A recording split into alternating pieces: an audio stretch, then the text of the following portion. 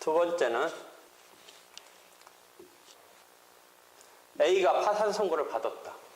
A가 그러니까 파산 재단에 속하는 그림을 A의 파산을 알지 못하는 B에게 매각하여 인도했다. 이게 이제 법률 관계가 선고가 된 다음에 어떻게 되냐? 그 파트 확인하는 거야. 그 파트 우리가 교과서적으로 읽은 걸. A의 파산을 알지 못하는 B에게 인도하였다. 그리고 A는 C에게 파산 재단에 속하는 보석을 맡겼는데 C는 이를 사정을 모르는 D에게 매각하여 인도했다. 잘 보세요. 그러니까 그 교과서의 흐름상 그 순서로 생각해봐. 매각한 거는 법률행위지. 파는 거지. 알기 쉽게 말하면 파는 거. 그 다음에 두 번째 상황은 맡겼다. 맡겼으니까. 그 다음에 근데 이걸 선의해. 그러니까 우리가 선의는 마치 한자로 보면 아는 게 선의 같은데 오히려 우리가 여기서 쓰는 건 모르는 게 선이고 아는 게 악이야. 그러니까 우리가 선의하면 어떻게 보면 아는 것을 선의 같은데 모르는 게 선이지. 모르는 선. 둘 다 모르는 거야. 알지 못하는, 사정을 모르는 선의. 그러니까 결국 우리가 파산에 대해서 모르는, 알지 못하는. 물론 알았느냐 몰랐느냐의 기준은 뭐 파산 선고 공고한 때를 기준으로 해서 뭐 한다든지 그런 건 그 조문 보면 있어. 또한 이는 A로부터 카메라를 구입했는데, A로부터 카메라를 샀는데 매각대금을 A에게 변제하였다. 이 사례에서 이건 뭐겠어? 매각대금을 A에게 매각했는데 알았다 몰랐다 말이 없네. 알았다 몰랐다 말이 없어. 그럼 이중변제 알면서도 했으면야 뭐 그건 우리가 뭐 굳이 챙길 필요 없는데 모르고 했으면 조금 억울한 구성은 있지. 모르고 해서 파산 선고 모르고 원래는 변제하면 안 되잖아. 파산이 선고되면 변제하면 안 되는데 변제를 했으니까 모르고 했으면 좀 억울한 구성은 있지. 그랬을 때 어떻게 되겠냐? 그럼 또 변제해야 되면 두 번 더블로 변제해야 되니까 이중 변제니까 이게 물론 민법에도 그런 게 있다라는 거지. 그래서 그런 것을 체크하려고 보는 질문이지. 그러니까 첫 번째는 B에게 이 사건 그림 파산관제인이 그림 내놔라. B에게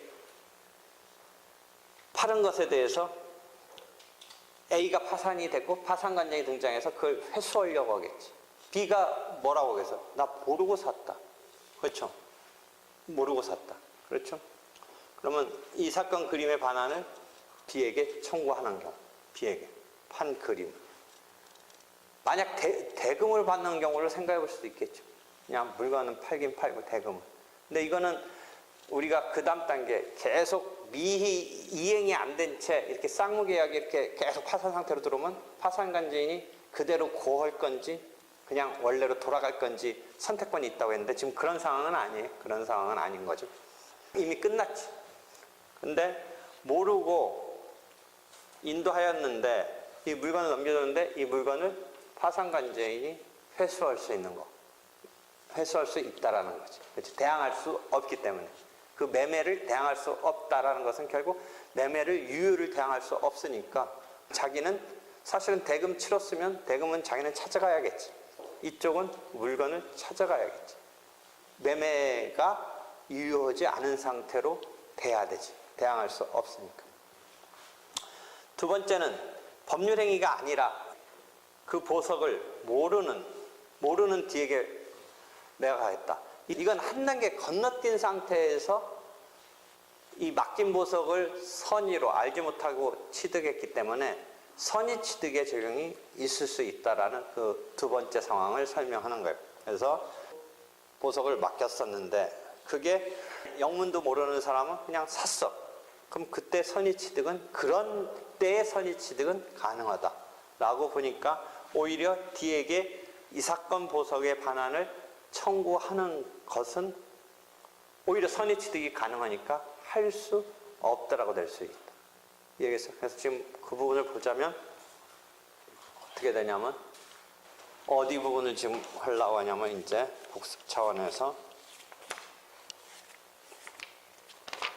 첫 번째, 두 번째에서 첫 번째는 채무자의 이의 어떤 법률행위, 아까 매각행위지, 그림을 매각한 것에 대해서 파산관제인에게 대항할 수 없기 때문에 파산관제인은 그 매매를 유효하게 전제해서 뭐 어쩔 수 없는 게 아니라 그건 아닌 것이다라고 하고 찾아올 수 있게 된다라는 그 4-4 부분, 4-4 부분과 관련되지 파산 채권자에게 대항할 수 없다.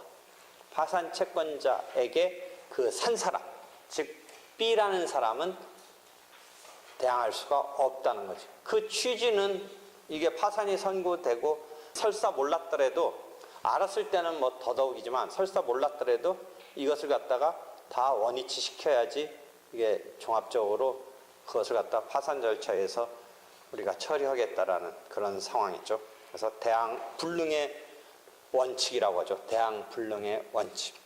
파산 채권자에게 대항할 수 없다라는, 그러니까 법률 행위의 상대방은 파산 채권자에게 대항할 수 없고, 그러니까 이 파산 채권자의 입장에서 보면 자기는 돈 받아야 되려는데 얘가 사간 거에 대해서 그림을 회수하겠다라는 것의 실제 행위는 파산 관제인이 하는 건데 그 조문의 표현은 파산 채권자에게 대항할 수 없다야. 사간 사람 입장에서는 자기는 그 그림을 차지하고 싶겠지만 이 그림은 파산 절차의 진행에 있어서 대단히 중요하니까 파산 채권자한테 대항할 수 없다. 즉 파산 채권자들의 이 채무자의 파산관제인이 그걸 다 조율해주는 사람으로 등장하니까 결국 개개의 파산 채권자는 그 의미에서는 파산관제인에게 대항할 수 없다라고 대체되는 거죠. 그래서 파산 채권자가 파산재단의 이제 절차 진행에 있어서 자기 채권을 뭐 그게 다는 못 받아가겠지만 어느 정도 회수하려는 이런 절차에 있어서 그런 주체 지위를 갖고 있기 때문에 그래서 그런 사람한테 대항할 수 없다. 그래서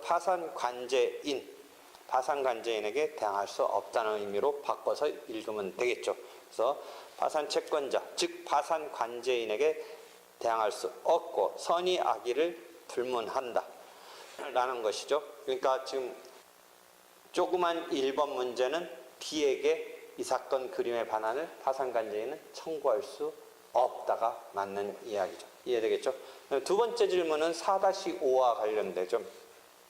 법률행위에 의하지 않고 그 다음에 그 단계를 이제 건너뛰어서 제3자가 그 물건을 샀네요. 맡겼는 거. 그렇죠? 그러니까 거기에 보면 법률에 의하지 않고 그런데 그것에 대해서 쭉 내려가서 보면 선의취득 밑에 쭉 4-5의 밑에쯤에 내려가 보면 채무자 이외의 사람으로부터 선의취득 동산의 경우 우리가 민법적으로 선의취득 인정되니까 여기 보석 동산 보석 우리가 민법상 선의취득 동산의 경우에 인정되는 그 경우에 선의취득 모르고 매수한 자에는 요 규정에 적용이 없다라고 하면서 그래서 파산관제인에게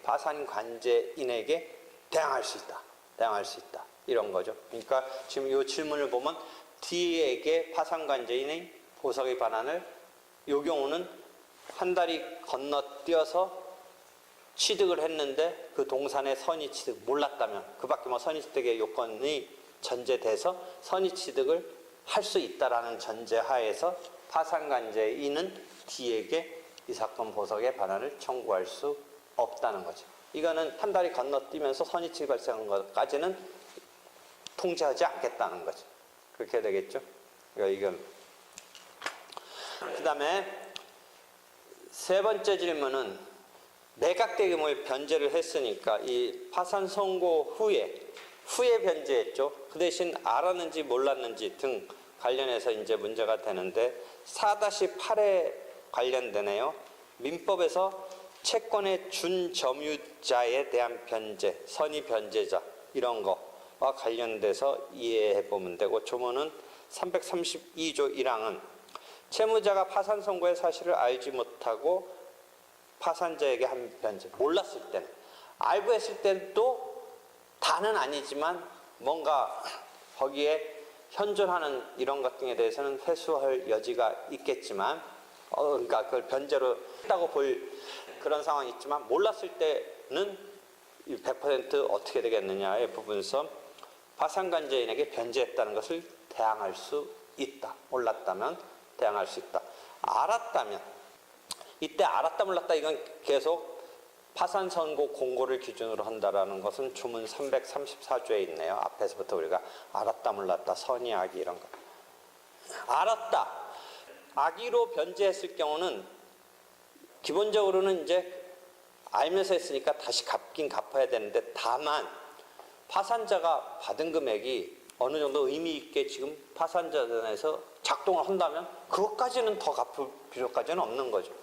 원래는 자기가 갚았는데 그게 날아가면서 그게 정당한 파산재단으로 형성돼서 뭔가 이게 잘 유용하게 쓰여야 되는데 그렇지 못하니까 이 사람은 너가 지금 알면서 한 거는 다시 한번 변제해야 된다라고 가려고 했는데, 근데 다만 남아서 어느 정도 의미 있게 쓰일 수 있는 여지가 있는 거라면 그것까지는 두 번 갚을 필요까지는 없는 거죠. 설사 알고 했더라도.